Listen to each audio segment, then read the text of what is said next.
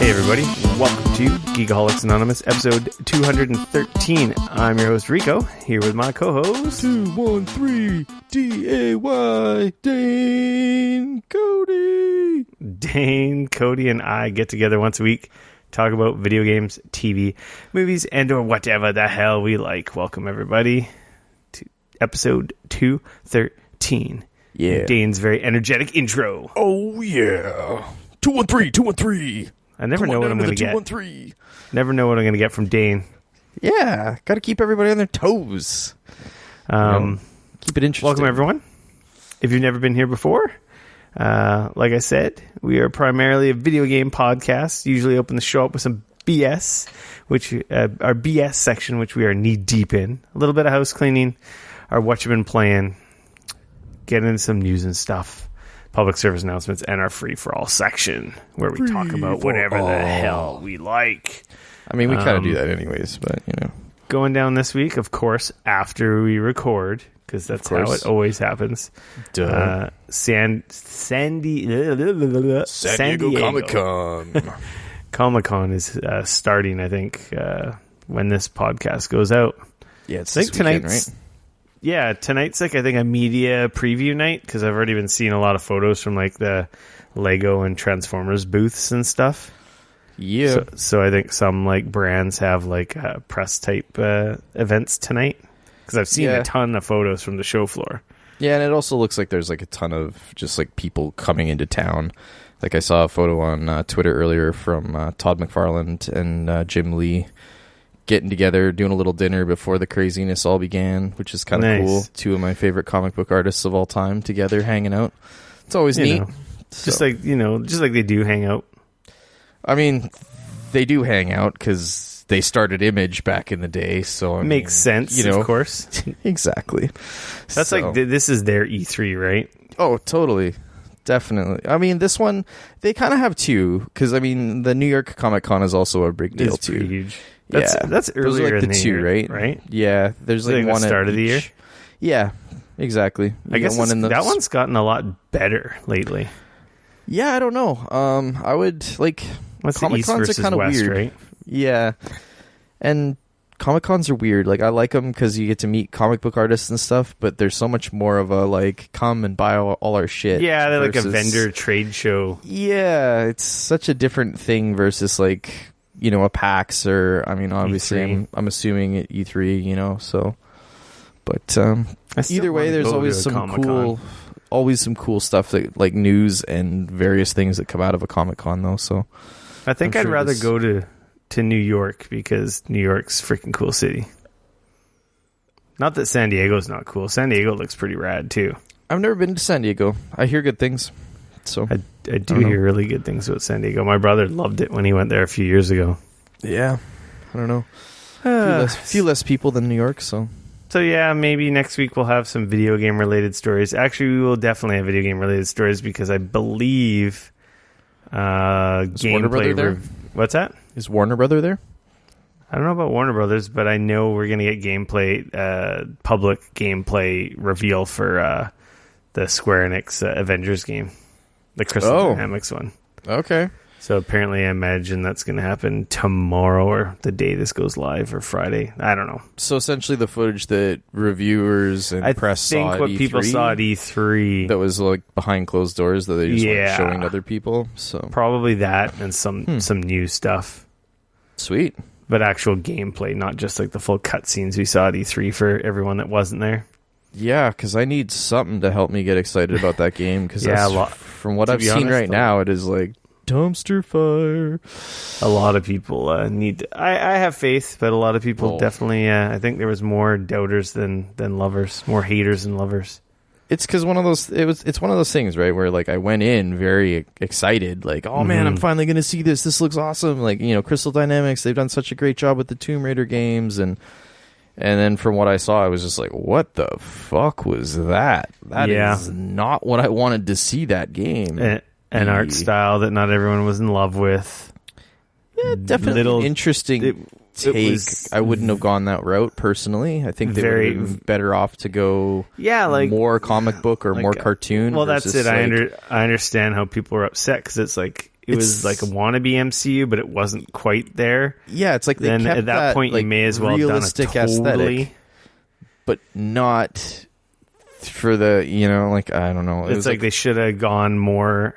They should have veered off more different. Totally.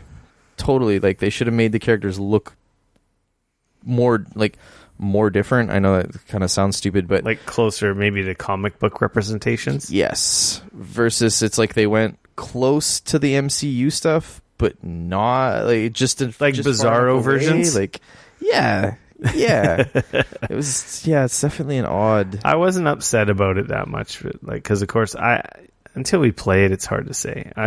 Hopefully this gameplay reveal has some cool stuff. I'm hopeful. We'll have a tiny bit more to talk about San Diego Comic-Con and our free-for-all. But yeah, I don't have anything to report from this past weekend. It was pretty chill around here. Yeah, no, not a whole lot on my end. House cleaning. Remember to join our Discord server. Woo. If you enjoy the show, even if you don't enjoy the show, but you like goofing off, come to the Discord channel, bit.ly/gap-discord. Just type that into any browser, and it'll take you to the web-based version, or if you're on mobile, it might prompt you to install the app. Do it. It's an amazing app, and that's where some of the offline antics can be had while we goof around or share Prime Day deals or make fun of me and my ridiculous buying habits, or I don't know. Or some of our listeners and their ridiculous buying habits. Yeah. Anyway, it's always a good time there. Yep. Dane. Yo, what up, homie G? I think we should get into what you've been playing. What in the hell have you been playing? What you been playing? I have not played anything new. I've played some more. Well, I played some more Mario Maker. I'm like 70% into the story mode. You played any of the online stuff yet? Nope. Still haven't touched any of that. I don't need it. Not yet. People need to know. Come on. You're killing me here. I want to make a level, but I've been so goddamn busy.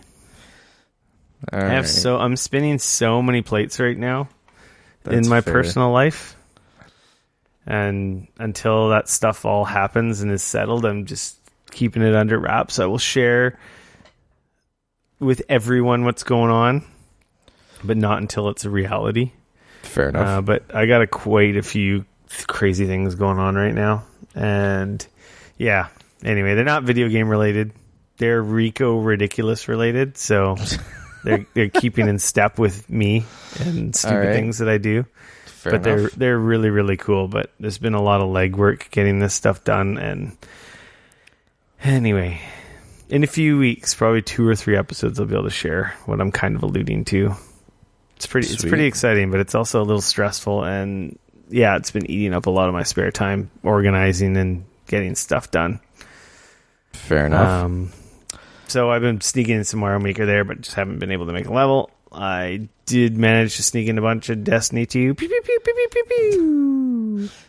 So you have time to play Destiny 2, but not time to play other people's levels in Super Mario Maker. I play Destiny 2 with my brother-in-laws who text me and they're like, hey, are you playing games? I'm like, yeah, I'm playing. Let's play. All right. And there's been like a big content drop and new exotic weapon quests, which I already completed.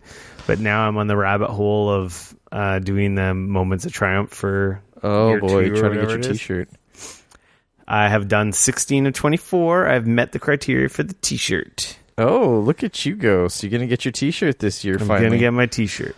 But then it kind of opened up another rabbit hole because I'm like, man, I'm like 3 weapons away from getting a title in the game.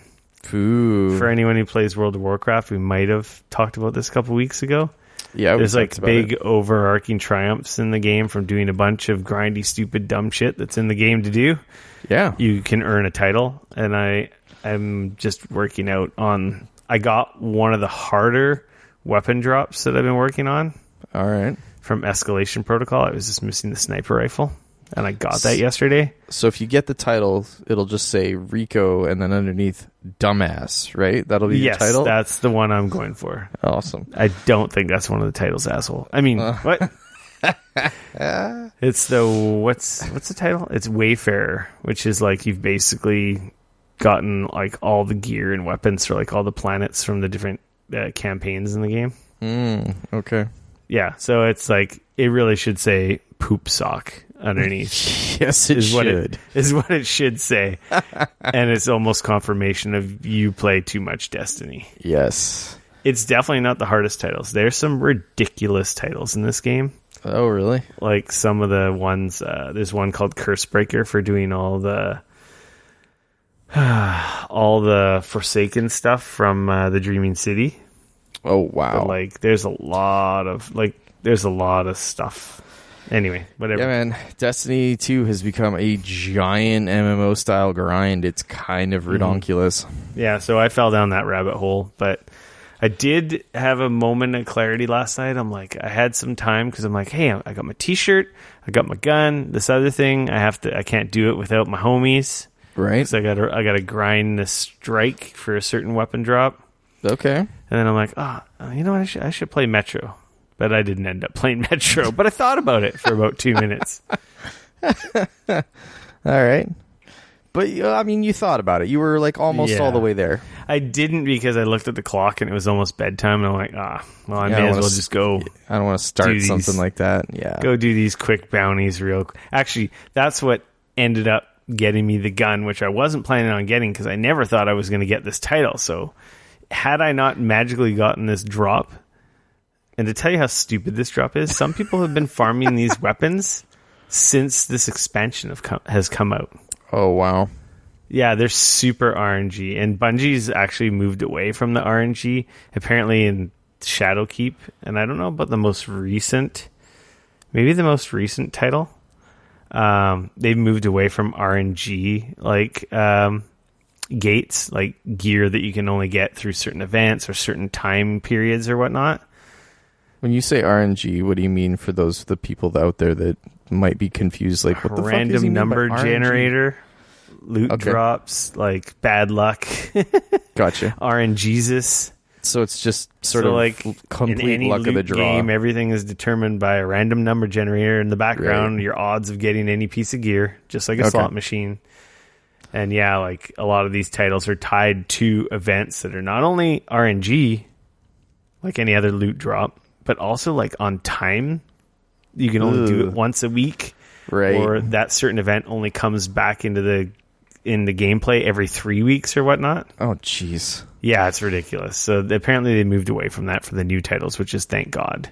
Yeah, but that's why when you see someone with some of these certain titles in Destiny, you're like, holy crap! That dude has no life. That is crazy. That guy's put thousands of hours in. Anyway, right. That's it for Destiny 2. Sorry. No, it's all good. Hey man, when that expansion pass recently was like fucking $14, I picked it up. It's actually funny. The other day I saw you guys like in there playing, and I almost was like, man, I should jump in there. And since I bought my new monitor, I haven't actually had a chance to play any first person shooters on it. It's all been like other stuff that I've been playing, and so I'm kind of like, oh man, I should maybe jump in there and play some Destiny. I've got the new expansion. I haven't even played it yet. And then it just didn't happen. Yeah, that's all right. Because you know what, though? It's because I was sitting there and I was like, I can play Destiny. And then I was like, you know what? Or I could work on actually finishing Bloodstained. Yeah, which I already did. So exactly. Screw y'all. So, like, that's what I've been playing. That game's so good. Last night, I'm at 99% of the map. Just 99 period? Yeah, like 99.0 right now. Okay. Which is kind of I got to find that other 0.4%. I don't know where the hell it's at. Yeah. There's a couple spots that I know that I have to like go back and do. Like I can see them. Like I know where they are. I think a 0.1% is like one room. Could be, yeah. Or like a hidden broken wall or whatnot. So I think I'm missing a few broken walls. Yeah, and I know specifically, of a couple areas that now that I have a specific item that I can get to, it will unlock a couple different areas that I wasn't able to get to before. Mm-hmm.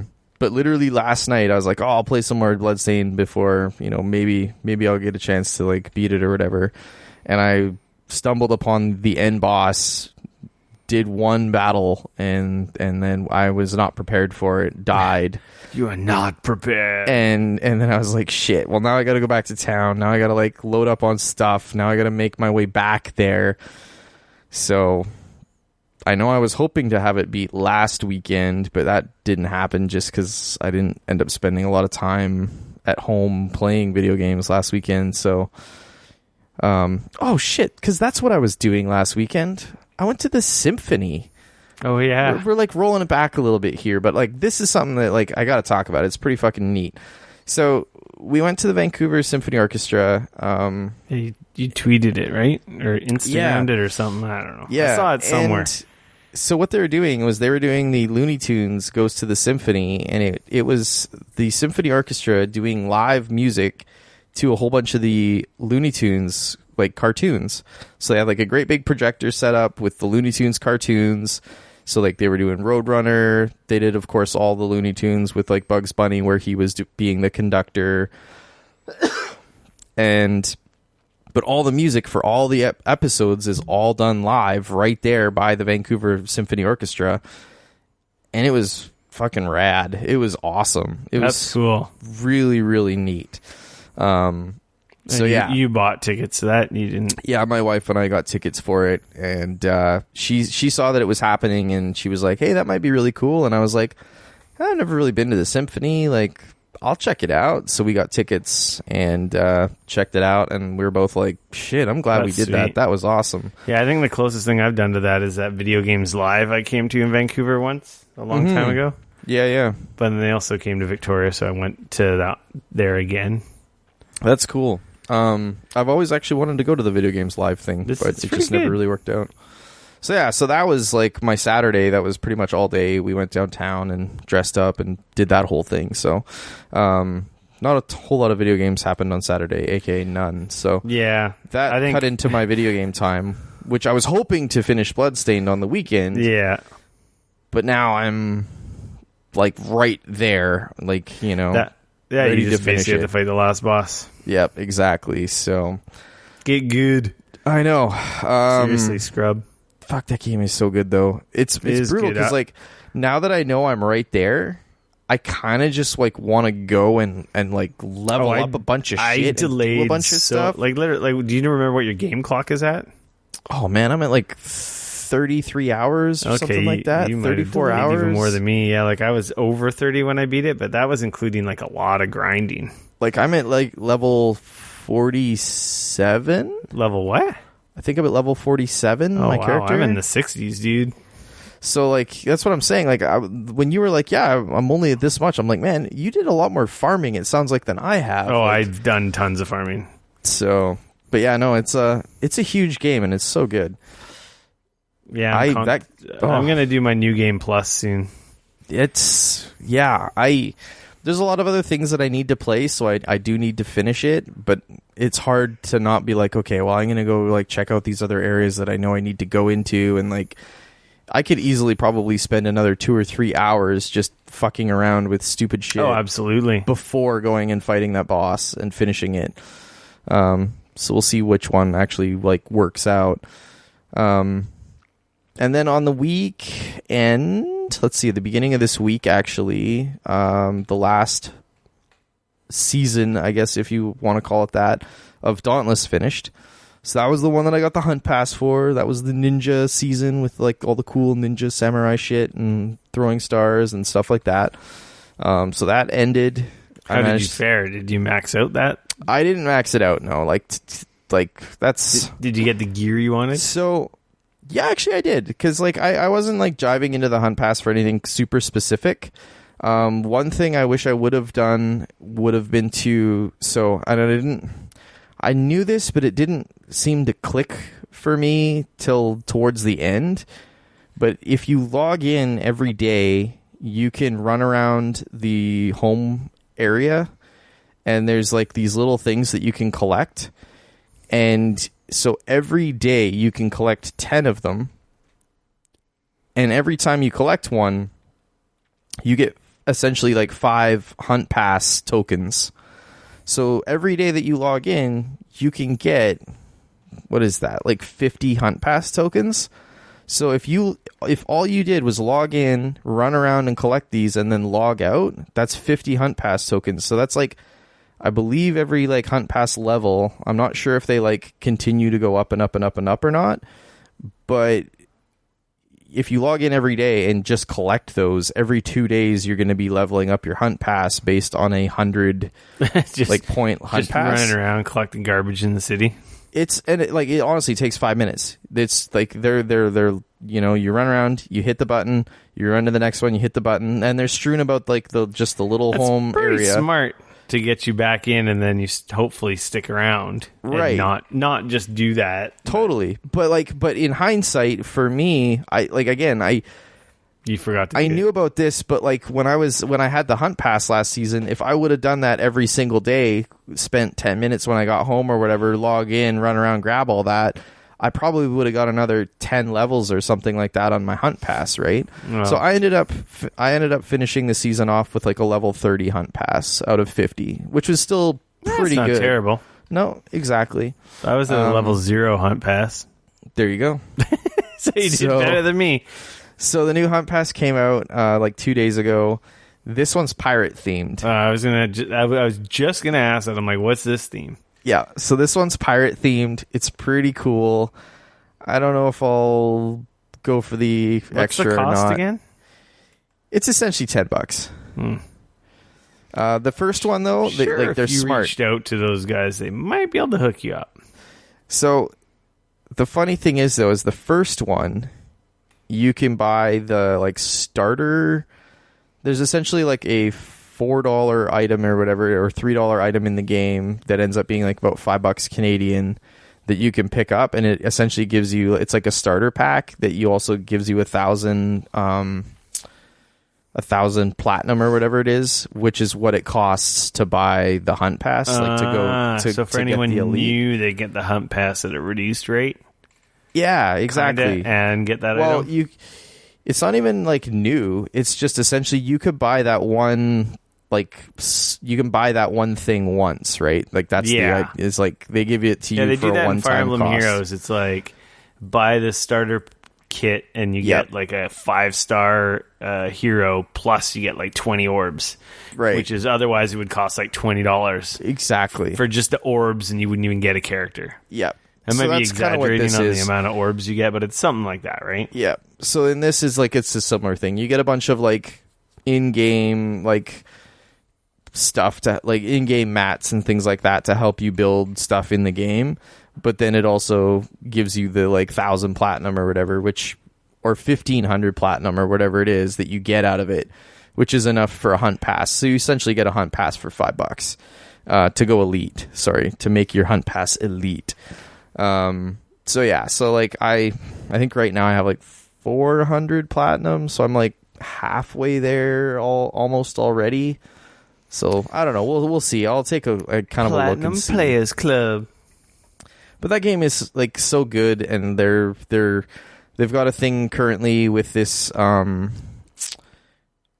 season that they're doing. There's sort of like a competition that's going on as well. So like you talk to the one person, and there's kind of an ongoing competition, like catch this, like, you know, collect so many of these from these like monsters and stuff. And so on and so forth, and so like as you rank up, there's additional bonuses and stuff. So it's like it's kind of cool that they're adding in that as well. And yeah, the Switch version isn't out yet, is it? No, it is not. Oh. And they've also they've added in a couple more tiers of the monsters. Oh, so like now I'm getting into like gear. like now I'm starting to get into the like higher end stuff. So the like monsters and stuff that I'm fighting now are upwards of 12 and 14 tier. Like so there's the different tiers. So like I'm starting to get towards that sort of end game, if you will. It's cool. It's like so good. It's just so good, man. You know, you log in, like that is the beauty of that game. You log in, you go on like 1 or 2 hunts, and like there's like 20 minutes or half an hour, and then you jump out and you're done, right? Like you can, or if you want, like, and the cool thing is that like you can see your quests, and you're like, okay, I need to hunt 3 of these guys, or I need to hunt 4 of those guys, or 2 of those guys, or I'm trying to get this armor or this weapon, or I'm trying to level that up.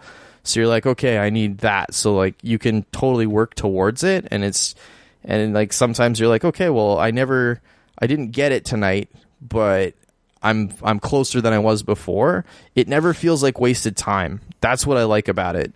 Like even in Destiny, there was times when like I would fucking log on and I would like do a bunch of shit, but it felt like I never moved forward at all because it's like the drops that I got didn't fucking drop, or you know what I mean? There is definite like learning curve into like using your time I can't even say that valuably. Word.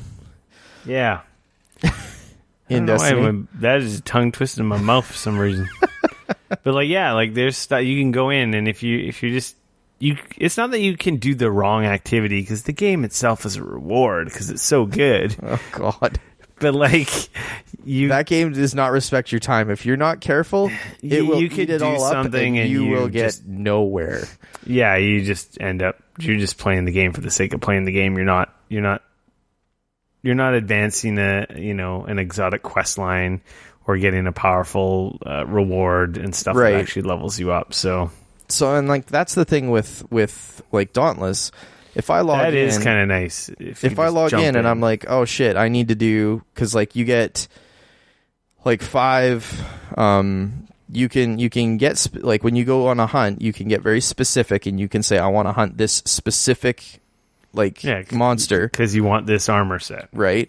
Or you can say, I just want to go on a patrol, and I will hunt whatever like monster that is in this tier or in this like either a ice monster or a fire monster or whatever, and you can say like, I just want to go on a hunt here, put me in essentially the next game that has 3 other people, and it will be anywhere between, it'll be any of the monsters in that tier, right? Yeah. And the cool thing is that you get 5 of those a day, and you get extra bonuses.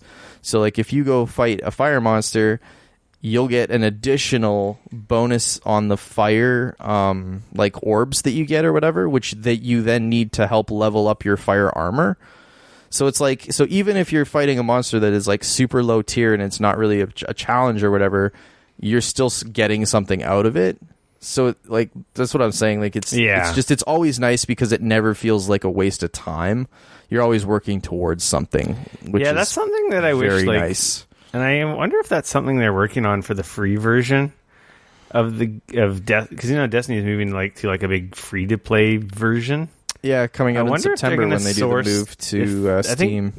I think the biggest thing is if they like created like they have the tributes and stuff, and like there's so many things you can do in the game. Mm-hmm.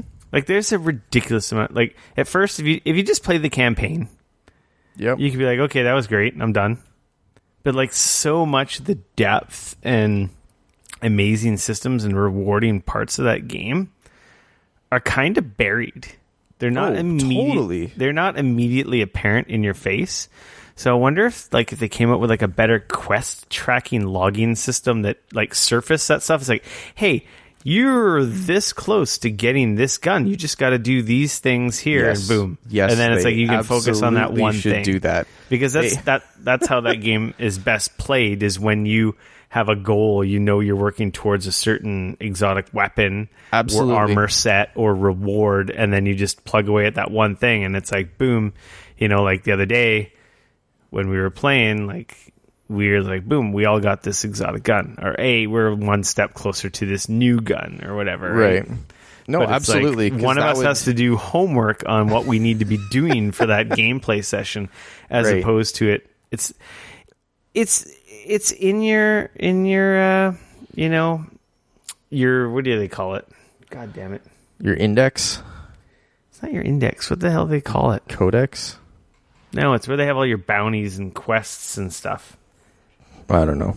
There's a goddamn name for it, and it's like escaped my mind, and I play the game every fucking day. If only we had the means to find out what it's called. I don't know. It's way too hard. I know. Anyway, where it stores your quests and stuff, it's all there, but you have like 30. So yeah. And it just gets kind of messy because it's just a bunch of icons. It's not like a book with a list. Yeah. It's a bunch of icons that you have to hover over to see what you need to do next. And you can only track like 3 at a time, which is ridiculous. Yes. So, yeah. Although I guess maybe they're thinking like if we were able to let people track 20, then you just have this giant tracking thing on the side. Like, you know what I mean? Like, it might get overwhelming. Like, I don't know. Yeah, I would love that because I remember ability to turn it on or off would be helpful, right? That's it. Because I remember in WoW, you could like track a shitload of quests. Totally. With some of the mods. Because the idea was is you'd show up at a new town and you just go fucking talk to everybody and accept all the quests because you didn't want to like be out doing shit and not realize that like, I just finished this quest I just by left accident. the town that I could have done this other step for this other quest. And it's like, God damn it. And then you waste time backtracking. Totally. So it's like the idea is you go in, you get all the quests you can, then you go out and do your shit.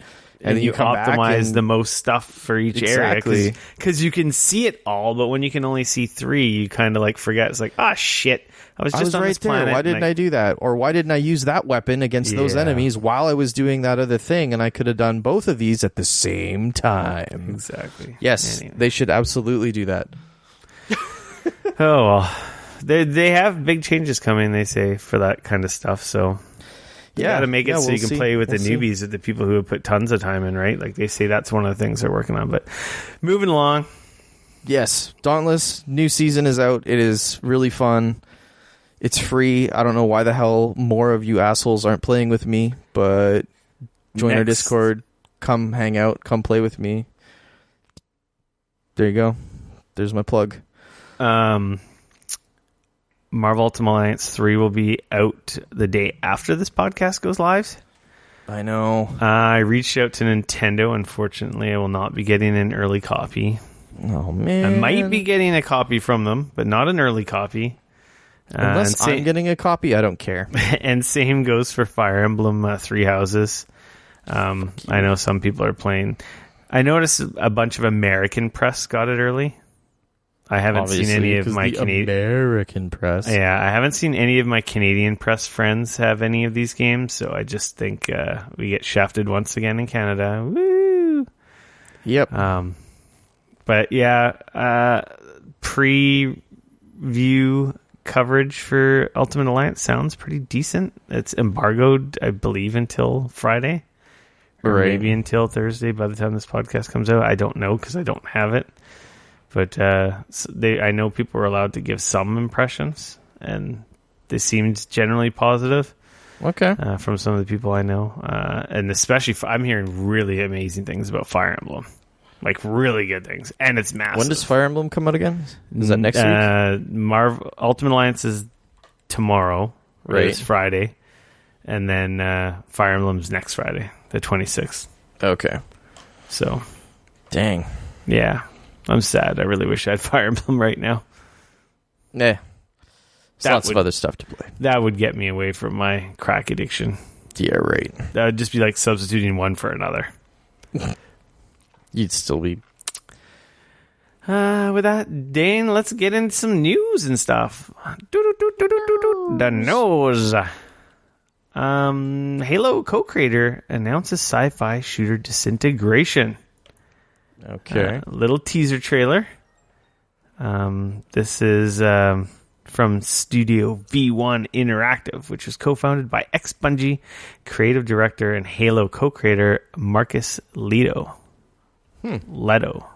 No relation to the other Leto. I don't think. They're spelled differently, so. Back in 2014, he formed this studio. It's due to release sometime after April 2020. And the actual gameplay reveal is going to be coming to Gamescom next month. Cool. So we'll know more in August. Yeah. The trailer is like, I don't know if it's like a mech or a suit. It doesn't look like it kind of looks like a ship, but not really. Seems more... Kind of looks... interesting, because it seems bigger than a mech, but it looks like... Because it's got jets. Yeah, it's got like multiple... It looks like it might be like some kind of mount with weapons on it. Yeah. So yeah, full reveals August 19th at Gamescom. Interesting. There's some I'm just pedigree. watching it now. Oh, that's definitely a ship. Yeah, there's some pedigree to there's a ship there with guns on the front. Halo co-founder. So that'll be kind of exciting to see. Yeah, something new. Opening night live August 19th. So like a month from now. Yeah, Gamescom's in a month, which is 2 weeks before PAX. That's crazy, man. Oy. I've been getting emails. Ubisoft's like, hey, are you going to Gamescom? And I'm like, no, unless you guys want to send me. And then I got the smiley emote back. I'm like, yeah, I wish I was going. Yeah, no kidding. I'm like, no, we're not going. One day. Yeah, maybe. That would be cool. I don't know. I think E3 is still better, more productive than Gamescom. Gamescom sounds like a shit show, but I do want to go there just for the fact to go to Germany. I'd love to go. But... Plus, I'd like to see the spectacle. Sounds insane. It sounds nuts. You know, get your business done on Media Day, which I wish every convention had, which is something they have, which makes me very jealous.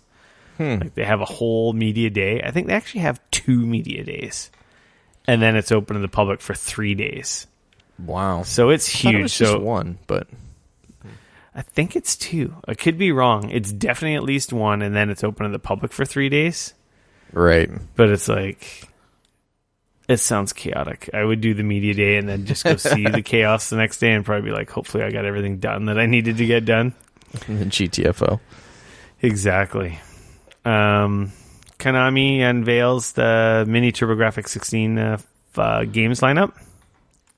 This is kind of interesting. 50 games coming March 19th, 2020.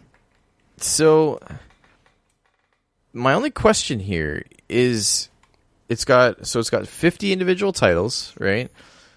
There's a few which overlap because they're doing 24 available from the English TurboGrafx-16 lineup, and 26 games from the PC Engine games available in their original Japanese. Now, does that mean they're going to dub them so that I can actually play them? I don't think there's any translation from my understanding. Or does this just mean they're just going to like throw out like these Japanese games and like you just good luck? I think so. We're going to sell this in North America and you might not be able to play half of the collection? Oh, you could play them. Just the ones that are super language heavy. You're going to be screwed. What is that? Ys 1 and 2? Oh, yeah, good luck. Oh, okay, but it looks like those are also coming out in English. Yeah, and that's the other thing. They say 50 games, but a couple of them are dupes with the English and the Japanese versions. Because I could see this being like these are the Japanese, these were the North American, but as long as they're at least subtitled or something so that I could read them, that's the only thing that kind of worries me about this. Otherwise, it's going to be a pretty short list. I think a lot of the Japanese ones you can play, though. It's a pretty nice lineup, though. I'm kind of impressed. I'm going to get one, without a doubt. Do I need one? No, because I could probably emulate all these games on my hacked Super Nintendo Classic. But it doesn't matter. I'm going to get one anyway to continue the trend of mini consoles. I will own a mini version of every old console. So it looks like it's launching. We're looking at this from the Eurogamer site. Apparently it's launching in Europe on the 19th of March, 2020. Is that for not it looks like here? €90. I think it was on Amazon.com for $99, I believe. But I tried. Yeah, I believe that is correct. I tried looking and it was gone. Oh. Interesting. Apparently M2 is also doing the emulation and stuff, essentially the games lineup on this as well. They're the ones doing the Sega Genesis Mini. So that's pretty cool. God damn it. I'm going to end up with like 3 of these fucking things. A Super Nintendo. I'm wondering, I'm probably going to import the UK version or maybe even the Japanese version. You think so? I like the PC Engine or what's the other one called? The Core Graphics Mini. Interesting. I think that's the UK one. Yeah, I just like the look of those ones because they're like smaller. Yeah, it's actually funny. This isn't that much smaller than the full size one from the other countries. Because like the TurboGrafx is like It was a lot the orange bigger and than black. it needed to be. Yeah, it was, because that whole back piece was empty. Yeah. It was like just a plastic housing Yeah, it for was the cables. Yep, pretty much, because like the game cards were tiny. Like the whole thing was kind of wild. That said, though, like I kind of have the nostalgia for it. So like for me, I'm so like, upset. I bought a TurboGrafx. Like I had one. Yep. I bought it like late in its life cycle when it was like on clearance. Yep. From, I don't know if it was Toys R Us or Radio Shack even. It could have been, yeah. Those are both places that were I bought one brand it. new, and it was like 15 or $20. What? I know. Oh, man. I wish I still had it. To be honest, actually, I'm in a Facebook group, and I'm going to pull it up here because it's kind of crazy. I don't know if I'm going to be able to find it.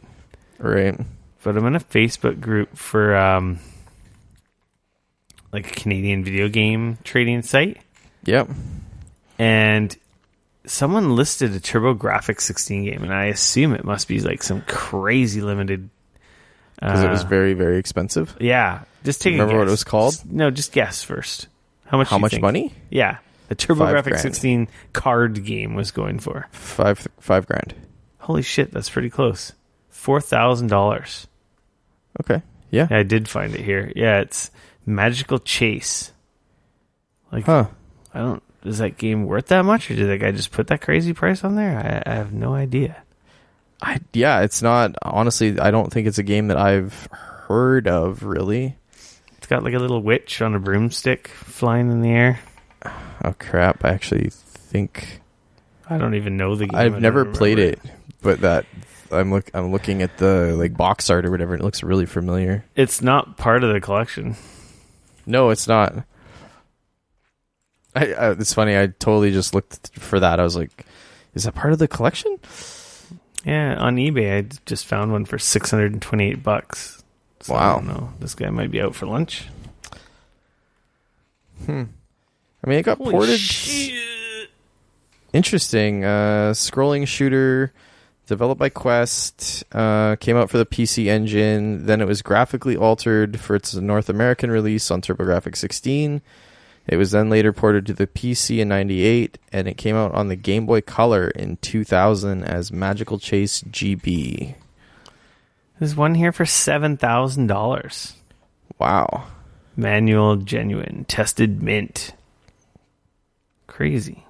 It didn't even get, like, crazy good... like reviews, like 7 out of 10. There's one here for $4,000 from Japan. It must just be some stupid rare game for collectors, I guess. Yeah, it's interesting. Going off on a weird off the rails here. Yeah, I don't know why it would have been worth that much. It clearly must be rare.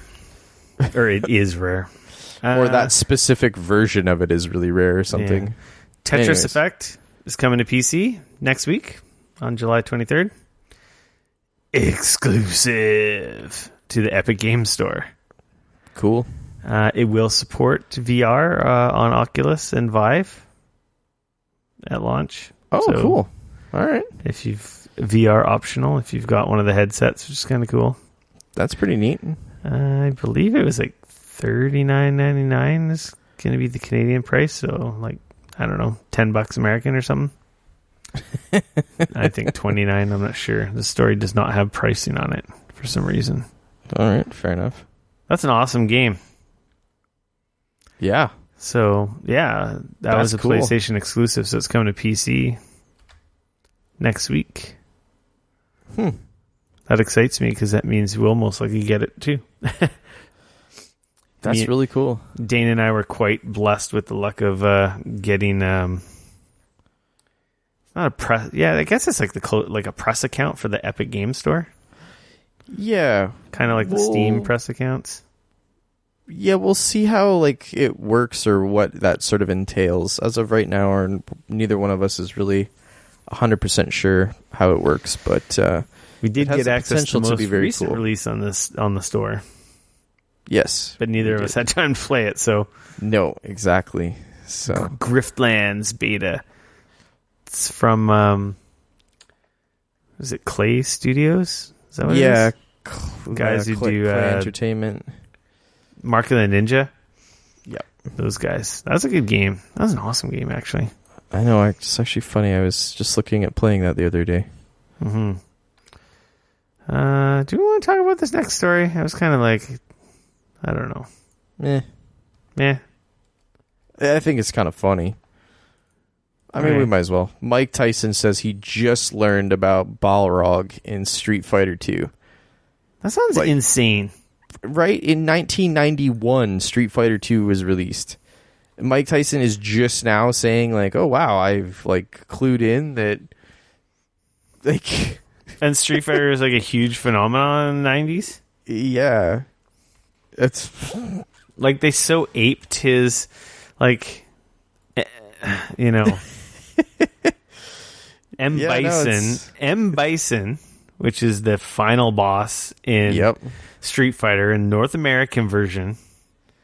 But apparently the character Balrog in Japan is named M. Bison. Balrog the boxer was M. Bison, and then when it came to North America, like, I think we should change this so we don't get our asses sued. Yeah. But they kept the name and just did like a name shuffle between all the characters. Because Vega in the Japanese version is Balrog. Like in the original Japanese version of Street Fighter 2, the cage fighting character, now known as Vega, was called Balrog. Yeah. So they switched those. And the last boss character, M. Bison, was called Vega, which is hilarious. So they switched them all around when they brought them over here because they didn't want to because they thought they'd get their asses sued. Yeah, it's kind of funny. I just think it's amazing how he did not know that. Versus Mike Tyson. I mean, that's pretty funny. Is he like doing streaming, or does he just have like a YouTube channel or something? I have no idea. Or he just guested on ESPN stuff. Or he just is guesting on other people's. I'm not sure, man. Esports for ESPN. Yeah, the esports and all that stuff, it's getting a little weird nowadays. Like, I can't keep up with all of it. Wow, he looks old. I mean, he is. God damn it. Moving on. Yeah, seriously. Ubisoft invites fans to make music for Watch Dogs Legion, which is now sparking exploitation debate. I don't know how I feel about this story. I saw some outspoken devs on Twitter talk trash about this because I guess part of the issue is that the studio that Ubisoft is contracting for this kind of in-game collaboration with fans is owned by Jason, what is his name? Joseph Gordon-Levitt? Oh, okay. Is that his name? Did I get that right? The actor? Yep. Gordon-Levitt. Yeah, he owns this company called Hit Record. Joseph Gordon-Levitt. Yeah, and they do like collaboration type projects, like to get stuff and the soundtracks, I guess, movies and games. And then a bunch of outspoken devs are like, oh, this is like, you know, what do they call it? There's a name for it here. Where is it? A type of work where you don't get paid. Well, you're not having to be part of a union or anything, right? So they can just... They pay people for their labor, stop exploiting fans and hobbyists while devaluing the work of those because they're no spec. Yeah, and they're doing... Yeah, so people were like kind of, you know, a bunch of game devs are kind of bent out of shape about it, which is like, okay, great. Yes, I get it. But people who make a living from making music are most likely not going to enter this contest, and this is more like me or you screwing around. So I get it, and I don't get it at the same time. Like, the thing that this story makes me think about is like, hey, why don't they put a talk radio station in and like pull in video game podcasts into the game, like me and you or other people? Like, that would be amazing for discoverability, and I'd give my shit away for free to be part of that. Yeah, I think that if you're making or creating anything, you should get paid for it, though, is the thing. Like, well, yeah, I guess that's a touchy subject, is everyone's like, well, this is a multi-million-dollar big AAA title that's going to make a bunch of money for Ubisoft. Well, so it's been criticized as a way to replace salaried or contract workers with spec work, in which creatives volunteer their time and labor without knowing whether or not they're actually going to get paid. In this case, they are going to get paid, but not necessarily in the same, like, it's not going to necessarily take into account how many hours. It's a set amount, right? So, like, Mike Bithell, developer of Thomas Was Alone and the upcoming John Wick Hex game, said, pay people for their labor. Stop exploiting fans and hobbyists while devaluing the work of those with the gall to actually expect consistent payments for work done. I'm still not a fan of what reads as spec work under a proprietary, open, non-exclusive license model, and prefer the pay someone to browse SoundCloud to find cool music for which you can then talk to the creator and pay them too, tweeted Rami Ismail. So, like, it's interesting. You know, those are kind of creators, but then other creators don't necessarily see it that way. On this platform, we can improve and add our own ideas to some creations, such as in the studio. It was, for me, a really casual project. Alexis I'm terrible at French. So, an artist living in France who contributed to Beyond Good and Evil 2 through Hit Record, told Kotaku. For his contributions to the Shiva and Ganesha art in the game, he was paid $993. Ganesha, sorry. Yeah, that's something he did in his part-time. Who knows how much time he poured into that, whether it was like, he didn't say if it was 2 hours or 200 hours. Right. But he did get paid. I don't know. This is a really weird thing because, like, I guess if they don't use your stuff and you poured your heart and soul into it, that's kind of defeating in that you didn't get anything. But then I guess you kind of know what you're signing up for here. That's the thing. I get both sides. Totally. But I kind of think the people that are pissed off are a little overreacting. So, like, right now, if you do a song and they use it, you'll get paid $2,000 a song. Which, like, okay, but I don't know, again, like, but if you were a working, like, musician or an artist, you, like, they would come to you and they would say, okay, like, what is, you know, you're going to give them a quote and you're going to say, I will charge you this much per hour or whatever to do this work. You know what I mean? Like, it's not necessarily, like, so, like, I don't, like, I know friends who've, like, had songs that they worked on licensed for TV shows, and I don't think they even made that much money. So it's like, you know, it's like, I don't know. I get it. The thing is, the one pause that I can take from this is that no one's out of work because of this. There's still professionals getting paid on they said over hundreds of 40 songs that are licensed for the game. So no professionals' jobs are getting harmed. What this does for amateurs is, like, it might get their foot in the door or, like, light the fire. It's like, hey, my song was used in this game. I could do this full time and could light the fire under some creative's ass. It's like, hey, I could actually do this for a living. Or it might help them get discovered. Like, you know what I mean? Yeah. It's like, so I get it from both sides. And I kind of think that the people that are mad, I kind of think they're overreacting a little bit. That's just my take. I think it really depends. I think, like, if you said, you're a hobbyist in your basement and you come home from work and you work on some stuff and you just enjoy it and it's neat for you to maybe get paid for that. Yeah, sometimes. I didn't, like, ignore my family. I didn't take time off work. I didn't work on it like a full-time job. It was something I tinkered with, and then it's like, hey, I got into Watch Dogs 2. This is effing amazing. Yeah, and I think that stuff is neat. But at the same time, like, that may have actually been somebody that, I don't know. Like, I see both sides of the coin, and I'm not really sure how I feel about it necessarily. I think it ultimately, I guess it depends on my mood. One day I'll be on the rah, rah, rah, rah, rah, negative side, and then on another day I'm like, this is really cool at the end of the day. Like, I could see. I think it just depends on, like, sides. Who it is, you know, like obviously there's some other takes here. Like, the article's up on Kotaku if you guys want to check it out. It's kind of interesting, you know. And, like, one of the artists says, like, I can't speak to what the future holds, but I can tell you that it's helped me. It's fulfilled my life personally. She said, I've got into this fully knowing that I'd be paid. I didn't participate because of the money. I got into this because I could do it at my leisure. I could back out of it at any point in time. I could have contributed just one word if I wanted to. So like that kind of stuff is neat. Because she offered I guess a song or something. She developed an initial demo for the song, which was eventually taken to the community, and then other people iterated on it, and then she ended up making some money. So she made like $566, which like that part of it is cool. And I think that as long as Ubisoft and other developers don't all of a sudden think like this is a good idea, that they can do this for everything, and suddenly they're breaking out like, oh, we're just gonna like pay our tracks to these crowdsourced type things.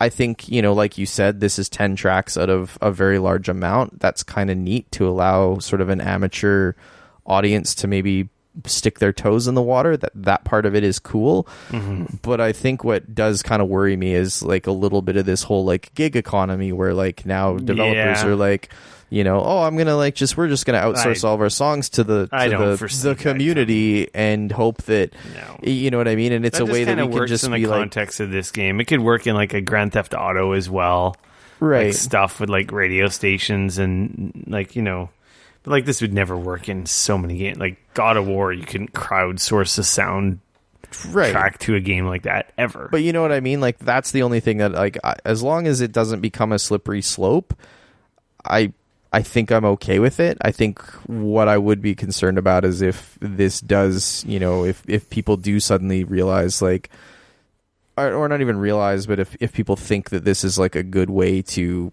save a large amount of money because they can pay per song versus paying like actual artists and musicians for their time properly. You know what I mean? I don't think that would be my only concern with this. I don't think that would ever happen. They're not that dumb. So time will tell. Yeah. But this is Ubisoft, not EA. Moving along. Yes. No Borderlands 3 crossplay at launch. That sucks. I'm going to play it on PC. Like, if I'm going to play it, I'm going to play it on PC. We're playing so it doesn't on PC, really matter. So, but, Randy Pitchford came out on Twitter because of course he did. They released a new trailer yesterday. And did he go, was, poof, what do you need? Poof, what do you need? He just magically appears. I've heard that if you say his name 3 times in a row, poof, what do you need? Don't say it. Exactly. People were alluding to what the reveal was for yesterday's trailer release. Like people were like, and he just came out and was like, it has nothing to do with crossplay. Because he said that they were going to have crossplay. It's not going to be ready for launch is the gist of it, and that they're going to get it up and running as soon as possible. So that's a huge bummer. That is a bummer, but it's pretty exciting that it's coming. It just would have been nice because, like, take for example, like my brother who's got a PS4 and me who's got a PC. Like, I'm definitely going to be picking it up on PC because that's but your brother where I want to play. A hardcore gamer, so he'll never get it on. He'll never build a gaming PC to play with you.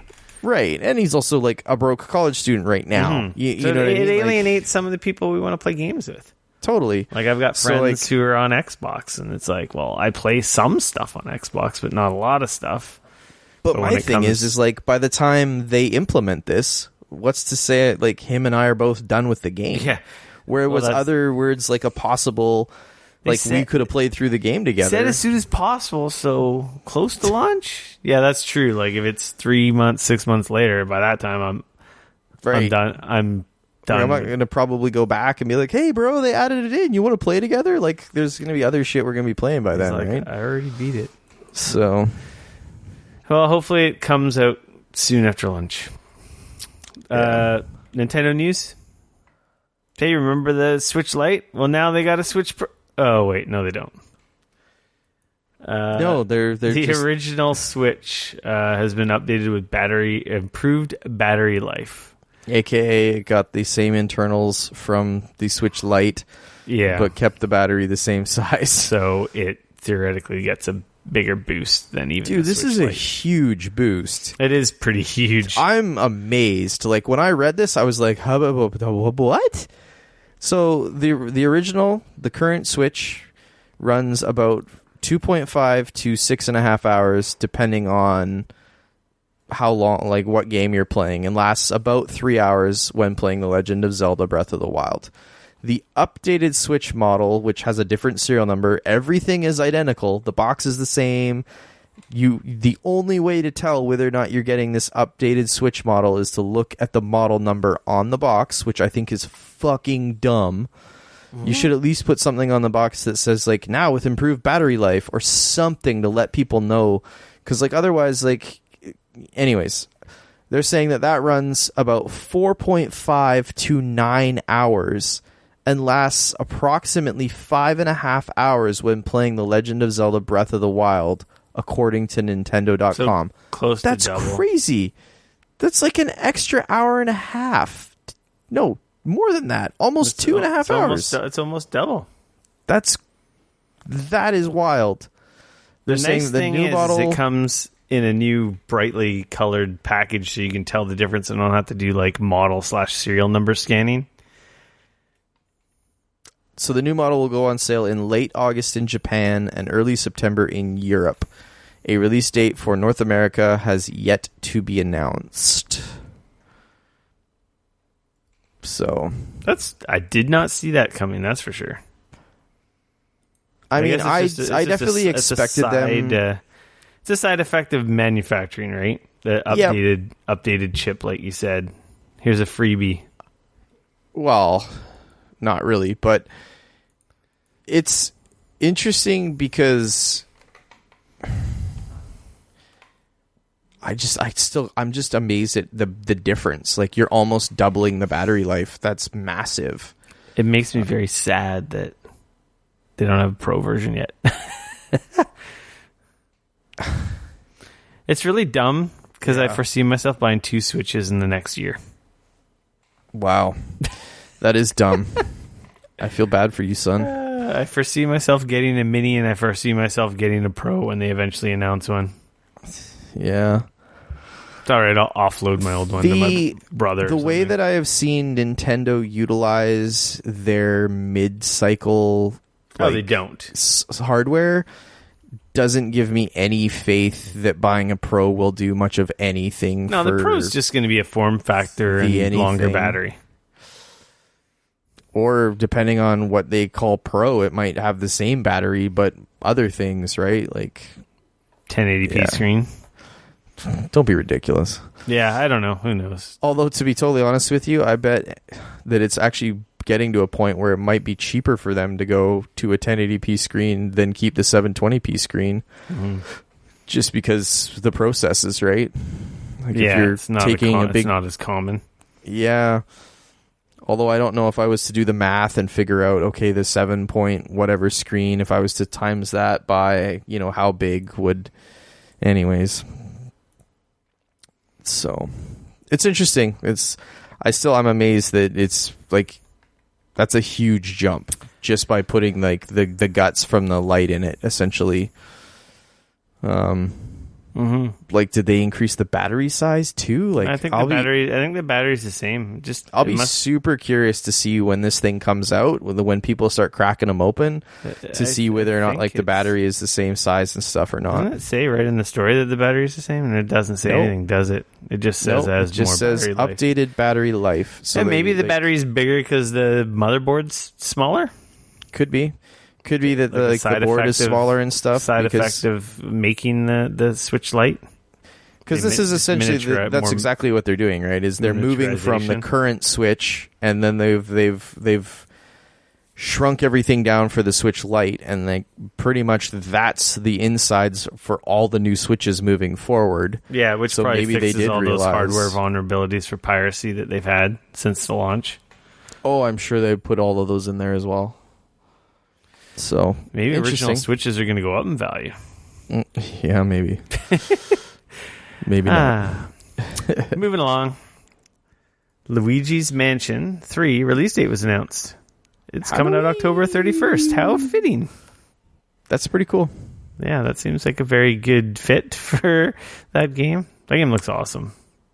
I did not realize. I just found out today that the developers that are making Luigi's Mansion are out of Vancouver. Yeah, you didn't know that? I do today, and I thought that was really cool. Yeah. Also, on the tail of all this news, Nintendo announced a couple new Joy-Con colors, which kind of pisses me off because one of the colors is especially cool, but they did the mixed up thing. It's like a purple and orange and a blue and yellow. But you can't just buy like a solid matching pair. Like I would kill for the purple. Because Nintendo, motherfucker. Yes, because Nintendo. Get the t-shirt now while you can. Yep. That's cool. More expensive Joy-Cons. I actually have a solution. I'm going to buy, and I'm going to report back on this. I'm going to get those custom housings with the replacement D-pad. Okay. I'm going to get that see-through purple like the old school N64. Yeah. I'm gonna get that for my Joy-Cons. Like we saw that one dude at the Kind of Funny meetup who had. Yep. Remember how dope that looked? Yeah, you're going to do that? Yeah, I'm going to do that. Sweet. Because that kind of alludes to my next story. The Joy-Con drift is becoming a real problem on the Switch. Joy-Con drift. I've noticed this. Yeah? I noticed this a lot in... like when you're playing it in handheld mode? I noticed it a lot, honestly, when I was playing Bloodstained. Interesting. Yeah, like my Joy-Con, like left Joy-Con moving to the left without any input. Was that when they were attached to the screen or when you had them unplugged? No, when they're on the screen, like in Really? handheld mode. Interesting. Apparently, the earlier Joy-Cons, and I think it even applied to the Pro Controller, I don't know, had this issue where you could send it in and get it fixed. Right. Yeah, I remember that when they first came out. Apparently, it's still going on. And people the stick on the right Joy-Con controls the overhead. The camera angle would slowly drift until it was directly overhead. In Kotaku, they're talking about the right stick. For me, it happens with the left stick. Interesting. It just moves left for some reason. Like, just randomly. And I find if I do like if I rotate the stick around, it just like stops doing it. Wow. But yeah, apparently the story from Kotaku is that like a lot of people are having this. Yeah, Nintendo will fix it for $4 if you send your shit in, your Joy-Cons in. Which some people are kind of upset about because it's like, hey, we're like 2 years in and this is still a problem. Maybe you guys should be fixing this for free or figuring out what the F the problem is. Or fixing the problem and then sending me new fucking Joy-Cons? Yeah. Because if this was Sony or Microsoft, that's exactly what would be happening. Yeah, I don't know. Hey, we fixed the problem. Here you go. I've noticed it. I haven't noticed it with Mario Maker, so I don't know if magically the controller just fixed itself recently, because I honestly haven't noticed it in the last couple of weeks. But a few weeks ago when I was playing Bloodstained and when I was playing Gato Roboto, I noticed it. Huh. And it's like, but it's gone now, so I don't know what the hell it is. And people don't know what it is, honestly, because people have tried fixing the controllers themselves. Or destroyed Yeah, I mean, their it sounds like controllers. it's it doesn't sound like it's a very, like, difficult fix necessarily, but... Yeah. I don't know. If it crops back up, I'll send mine in. But I don't know. I think I'm going to do that shell replacement, so maybe I'll end up breaking it really good then.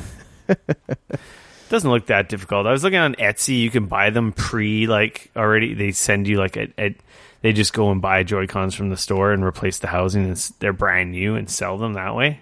Yep. But they're really expensive. They're like $160. I figured you'd be all over that because they look cool. They do look cool, but the housing, if you buy it from Amazon, it's like $20 or $30. Do it yourself. Yeah. I think I could do it myself. I think I got like 4 sets of Joy-Cons. I can sacrifice a pair. And if I break them, I'll just freaking send them back to Nintendo. I don't know what happened to them. They're just not working. They'll open them up and all these springs will be like in their face. That's funny. The Pokémon Sword and Shield kerfuffle rages on. And Nintendo has added some more clarification. They're like, no, Pokemon Sword and Shield is not reusing models from recent Pokemon games, aka the 3DS games, which a lot of people figured and were upset. They're like, you already have all these models. And they're like, yeah, those are 3DS models, not high definition 1080 models. So, like, they're like, yeah, like, come on, guys. I don't know. People are. I get it. I'm kind of upset about it, but I'm also kind of like, whatever. I can't give two shits about it. If I had a whole Pokedex for like all the later, newer games, like if I had like 800 Pokemon, I might be more bent out of shape. Considering I only have the original 151 or 2 or however many there are, I think I'm okay. Yeah. PlayStation news. PSVR action game Blood and Truth gets a demo tomorrow. Yeah. Or today when you're listening to this, I should say. So if you were on the fence about checking that out, there'll be a demo. Pretty cool. Not much else to report there. Yeah, fair enough. Xbox news. Gears 5 goes smoke-free. They're not smoking in Gears 5? They're not promoting or glorifying smoking in Gears 5. Isn't that an emergent? I don't know. I get it. I think it's not. It's not Previous bad. Gears games have featured characters who smoked, Mm-hmm. and Michael Barrick, for example, was a chain smoker with an addiction to cigars. In Gears 3, Barrick would hold a cigar in his mouth while you were playing as him in the competitive multiplayer. Anyway, Coalition Chief Rod Ferguson issued a statement. We've seen firsthand the devastating impact of smoking, and it's always important to me not to use smoking as a narrative device, which is why we made the conscious choice to avoid highlighting or glorifying smoking in Gears 5 and throughout the Gears of War universe moving forward. They missed out the part about glorifying violence and murder and death and guns. But hey, smoking is the terrible takeaway here, kiddos, because gun violence is not real. It's kind of funny. It's smart. It's nice. I think that it makes sense. You know, the wife and I, we've been diving into Stranger Things season 2, and it is kind of amazing how smoking much in the restaurants smoke in that game. On like, there's a lot of people that smoke in that show. I lived in that fucking crazy. era. I remember So did that. It was disgusting. I was the same age as those kids in that series in the 80s. Yeah, you could smoke everywhere back then. It was gross. Smoking or non-smoking. That didn't matter if people were smoking in the fucking restaurant. You smelt it everywhere. It was disgusting. Oh, yeah. So nice. What they really should do is they should patch in vaping if they want to be real accurate. Anyway. That's funny. It's not a story, non-story. Yeah. That said, there is going to be a Gears 5 beta soon. Yeah, I don't think I'll take part in that. Fine. Public service announcements. I don't have any, but I'm going to find one here. All right. You do what you need to do. By the time this podcast goes live, Limbo's free on the Epic Game Store this week. Sweet. So, What was free Torchlight this week. Torchlight. Torchlight just exited. Or by the time you hear this, it's gone and it's Limbo. Oh. I already got Torchlight, so I'm good. So I'll try to remember going forward to update this every week because they're giving away a game every week. I think they said for the end of the year. Was it for the next year or until the end of this year? I can't remember. I don't know. Lots of free games on the Epic Store. Yeah, so Limbo. And I think I got Limbo on like every platform free by now, and I just haven't played it. That's amazing. You haven't played it either, eh? No, but I have it like on everything, I think. Yeah, I own it on PS3, PS4. I think I even have it on Steam. I don't know where I got that from because I didn't freaking buy it. Got it on, I think, Xbox. Oh, I'm positive it was a Games with Gold at some point. Yeah, and I also think it's like free on the Xbox, like Game Pass right now as well. Yeah. So it's around. It's available. I still haven't played it. No. So. Free for all section? Yeah, what do you got for me? Back to some San Diego Comic-Con news. Ooh. Hasbro wants to make a 2-foot-tall, $575 Transformer. So it's like $1,000 Canadian Transformer? Unicron toy. Yeah, that's close to $1,000, I guess, after the exchange. That is $751.32 currently. Through the Hasbro HasLab initiative. Mm-hmm. They're kind of crowdsourcing a Unicron, a very big Unicron, so like this is like their version of Kickstarter, right? They go out there and they're like, we would like to make this. If enough people say that they'll buy it, then we'll actually make it. Otherwise, we're not going to actually do it, right? That's kind of how this works. They want 8,000 people.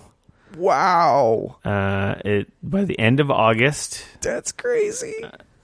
They're at 1,300 backers right now. They got 44 days. I think it just announced like yesterday, I believe. Yeah, it was like yesterday or the day before or something. $575 American. And they'll charge you on August 31st if they get enough backers. And then it doesn't even come out for like a couple of years. Wow. I think it was 2020? 2021. What? Jeez. Early 2021. So a year and a bit. Limit of 5 per transaction. Huh. I pre-ordered 5. I'm kidding. I did not pre-order 5. I could see you pre-ordering. I have the old Unicron. So. I have the other Unicron that was for is it Energon or it was one of the shitty series. Huh. One of the mid 2000s they made a Unicron. They actually have pictures of it in this story. So if you're interested in seeing what this looks like, it's in the show notes. So interesting. If you have a Not Sucky Podcast playing app, you can view the show notes to this show, which contain links to pretty much all the stories that we talk about, so you can see the stuff for yourself. In this story, it shows the Unicron I have if you go a little bit down after that first picture of the super crazy version. That's the one I have. Wow. Which is is the only one that exists. Right. It looks awesome, but Jesus Christ, that price. I actually like the alt mode. I think the alt mode looks fucking rad. In the planet mode? Yeah, like when it's sitting on the stand with the planet, like as a planet. It's much better. It's really much better than the old planet mode. The other one was. The other one's pretty big. It's not as 2 feet tall though. No, this one's 15 inches. Oh, that one's yours. Sorry, the 15-inch one. I like this. Hasbro's new Unicron makes the Armada version look like preschool's My First Unicron. It really does. Yeah. Looking at the two of them, see how things go at the end of summer, because literally, like by the time we go to PAX is when I have to commit to this thing. 27 inches. If they're close to being, or if they are funded, I might have to do it. 50 points of articulation. And I'll blame Cly Guy from the Discord, because the fingers move, allowing him to move grasp on all the big smaller figures. Each individual finger, though. My Soundwave, his knuckle, like he has knuckles on all his fingers. All right, it's like a masterpiece grade figure, right? It's pretty ridiculous. It is pretty ridiculous. We'll see. It's rad as hell, but it's I know ridiculous. If I don't do it, I'll regret it, and I know if I do it, I'll regret it. It's just one of those things. Like if it was $400. Oh yeah, that's way better for sure. It's not better, but like 600 American, like that's the kicker. Is like we get the I said, it's $750. I know it's fucking stupid. But on the secondary market, it's probably going to be worth a lot of money. Oh, jeez. On the speculative market, seeing it'll be super limited. Well, but I don't know. There's some stories here that maybe it's not going to be so limited because. If they're making 8,000 of them. Yeah. Anyway, that's the craziness of San Diego Comic-Con for you right there. There's a part of me that like kind of can't go to San Diego Comic-Con because there's so many cool exclusive figures and so shirts and shit. Like, I would need so much money to not and then even if I did buy all the cool shit, I'd feel like such a piece of garbage for doing it. They're gonna have that. They're gonna have that. Ghostbuster Optimus Prime, and I kind of want it. I don't need it, but I kind of want it. But it looks really cool. It does look really cool. I know. I already have that figure. I don't really need another one. That one's one of the ones that, like, stupid I repaint. try, like, I don't have room for any of that shit, so, like, I don't buy it, but that one is one that I'm like, maybe I could find a place for it. Yeah, I've been starting to buy, like, more Masterpiece and getting rid of some of my random collectibles I have. Mm-hmm. Like, they have, like, some new figures, other normal figures they announced that look kind of cool. I'm just like, oh, man, more money I'm going to spend. Anyway, Dane. That's it. I think that's an episode 213. 213. In the gigabits, in your ear holes. You can follow me on Twitter at RickF, no K, RICF. You can always find me on Twitter at Dane Cody, at DAYNECODY. Of course, you can like, follow, subscribe, and whatever the hell you want to call it. YouTube, Facebook, Twitter, Instagram. We're everywhere. We're Geekoholics at all of the above. Remember to join the Discord. In your browser, type it bit.ly/gapdiscord. That's Discord's awesome. Do it. And if you have the opportunity, leave a review for us on iTunes. If you're on an Apple device, I don't think any of the other platforms do reviews, which is so stupid. But I know the iTunes / the Apple podcast stuff definitely helps us, though. So. Yeah, that's just, I don't know. For whatever reason, all the podcasting charting apps use their stuff. But whatever. It's all good. We don't ask much, but if you've got the ability to do that, steal someone's Apple device and review us on the podcast app or iTunes store. And then, we'll be back next week with another great show for your ear holes. Anyways, catch you guys next week. We're out. Peace.